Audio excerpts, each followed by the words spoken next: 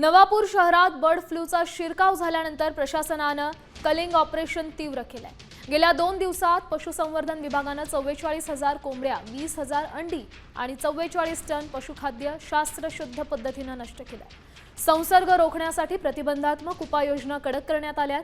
प्रशासकीय पथकं बाधित क्षेत्रात तळ ठोकून आहेत। संसर्ग टाळण्यासाठी नागरिकांनी सतर्क राहण्याचं आवाहन करण्यात आलंय।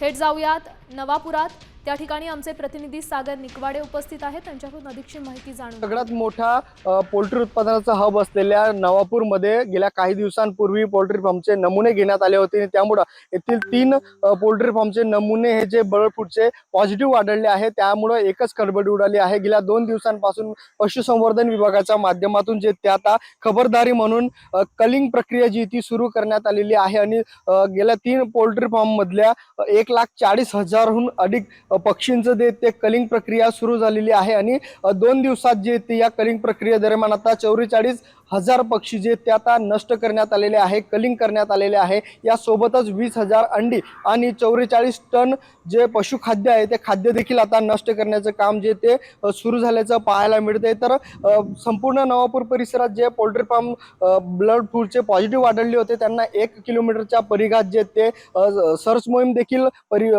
पशुसंवर्धन विभागाच्या माध्यमातून राबवण्यात येत आहे। तर येणाऱ्या काही दिवसात तालुक्याभरात जे काही पोल्ट्री फार्म आहेत यांचे देखील नमुन्याच्या भोपाळच्या प्रयोगशाळेमध्ये पाठवण्यात येणार आहे आणि